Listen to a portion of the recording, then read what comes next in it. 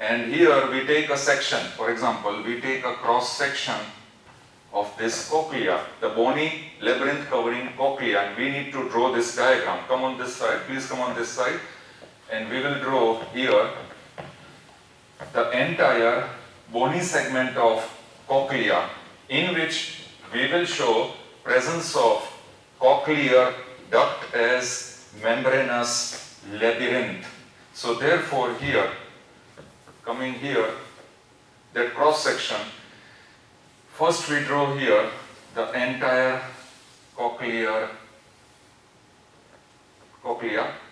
Inside we show here, now this is the portion where we need to show,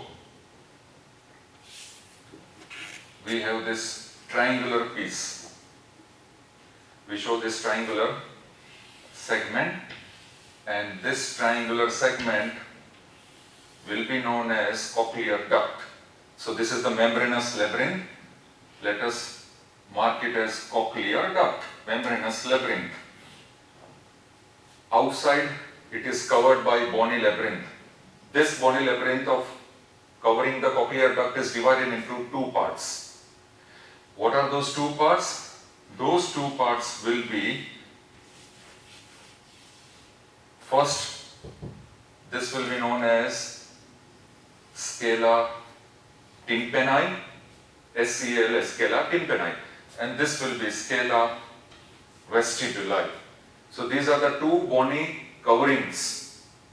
They are covering the entire cochlear duct, the bony labyrinth, part of the bony labyrinth of cochlea.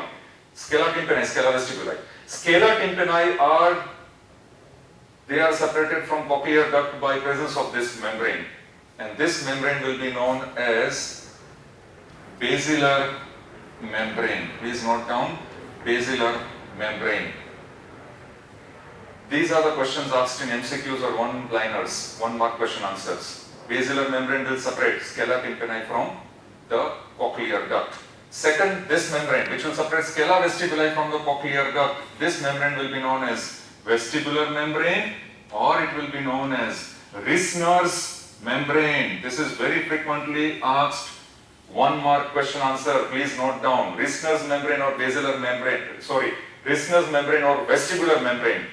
It will separate scala vestibuli from organ of Corti, from the cochlear duct. I'll come to organ of Corti. What is it? So this is the cochlear duct. Now this cochlear duct, the other name of cochlear duct will be scala media. This will be also known as scala media. These are routinely asked, once again, they are routinely asked MCQs. Now we come to organ of Corti, very important, the most important structure in this cross section of cochlea. Initially it is basilar membrane. Inside the membranous labyrinth, the portion where my hand is there is membranous labyrinth, the duct of the cochlea or scala media. On the surface of basilar membrane there will be various cells. So here I will show you the various cells. We are not going in detail. We will never go in the detail of these cells. This is embryology. Therefore these are columnar cells, and later on these columnar cells will divide into outer, inner. The outer ridge where my hand is there, they will form various varieties of cells which are called inner and outer hair cells or inner and outer rod cells or supporting cells. These are the various cells. And the inner ridge where my hand is there, here, this inner ridge will show, first it will show spiral limbus. This will be the spiral limbus, and it will show here membrana pectoria. This is membrana pectoria. We just have to note down here. This will be membrana pectoria here and spiral limbus. So therefore, this entire structure, spiral limbus, membrana pectoria, and all the types of nerve cells, this will form organ of Corti. So let us note down this entire structure. This will be known as organ of Corti. What is organ of Corti? They are the specialized receptor cells which are present in cochlea.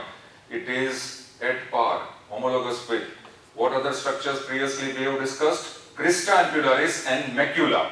So crista angularis, which are present in the semicircular canal, semicircular ducts, macula, which is present in vestibule, that is within the saccule and utricle, and organ of Corti, which is present within the cochlear duct, that is in the entire cochlea.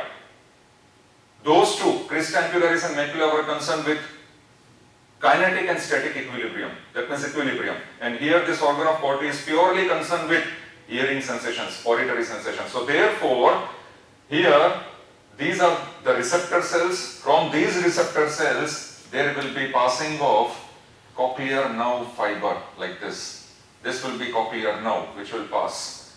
It will pass directly and it will pass as cochlear nerve. It will be concerned with hearing, auditory sensations only. Here we finish our entire internal ear. Now we come up with next topic, development of middle ear. In the development of middle ear, if we can, I will just rub the board here only. In case of middle ear, please note down, the entire middle ear will develop from tubotympanic recess. Then next point, this tubotympanic recess will be a derivative of first and second endodermal pouches. So we need to show, very simple, we will show here. This will be the tubotympanic recess. Let us move on that side because we need an entire space now. I will, can you focus both, half of them? So therefore, because we will show middle ear and external ear both, tubotympanic recess, we need an extension. That is why I am rubbing this over here. And we start with, let me start with here. This will be the tubotympanic recess. Only one side we are drawing. Only on one side we will draw this tubotympanic recess. Please note down, tubotympanic recess. Here, this will be pharynx, and this is the endodermal pouch.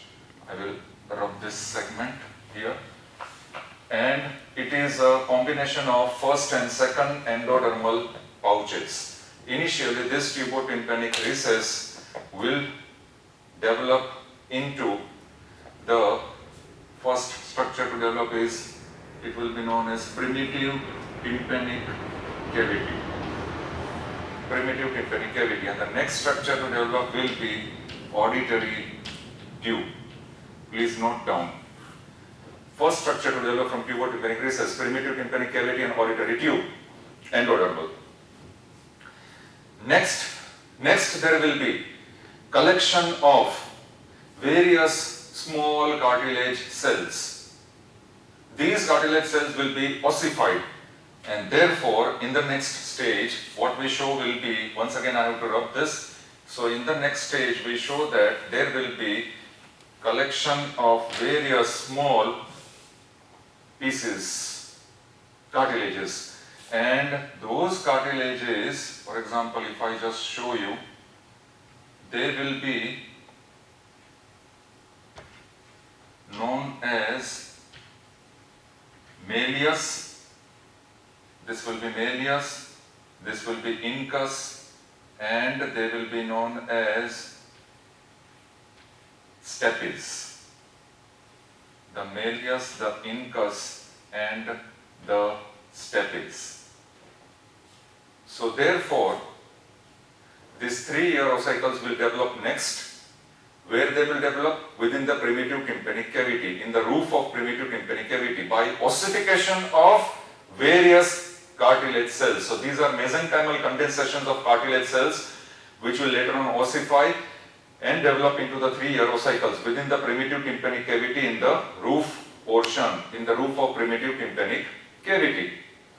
Then what will happen next? Next we have to specify, malleus will develop from, remember the branchial arches, malleus will develop from Meckel's cartilage, the first cartilage of the first pharyngeal arch. Incus will also develop from maxillary portion, the dorsal component of maxillary process of the first pharyngeal arch cartilage. Stapes will develop from the Reichert's cartilage, or it is called Reichert's cartilage, that is the second pharyngeal arch cartilage. You have to note down these points. In this way, the 3-ear ossicles, which will later on ossify from cartilaginous parts, they will develop from within the pharyngeal arches, but pharyngeal arch number 1 and pharyngeal arch number 2. Meckel's cartilage and Reichert's cartilage. These 2 points should come. And then in the last stage, what will happen? The entire primitive tympanic cavity, this entire cavity, it will have a mucus lining, and that mucus lining will enclose, the entire tympanic cavity in such a way that ear ossicles, their nerve supply, that is chorda tympani, will travel through this primitive tympanic cavity, and the various vessels, they are enclosed by mucous membrane. And that last stage of development of mucous membrane, which will enclose these ear ossicles along with nerves, vessels and muscles. Which 2 muscles will come here? The muscle which is attached from the end of malleus, tensor tympani muscle, muscle of the first pharyngeal arch, and the muscle which is attached to the stapes, muscle of the second pharyngeal arch, stapedius muscle. So together, these muscles, tensor tympani, stapedius, the 3 ear ossicles, the nerves, the arteries, they are enclosed by this mucous membrane. And after enclosure, this cavity will be now known as, please note down, it will be known as definitive tympanic cavity. That is the entire middle ear cavity. And after development of this middle ear cavity, definitive tympanic cavity, please note down, the posterior extension of this definitive tympanic cavity will develop into mastoid antrum. Posterior extension of this definitive tympanic cavity will develop into mastoid antrum. Here we finish our middle ear cavity. That is the middle ear we have finished. Now we come to external ear.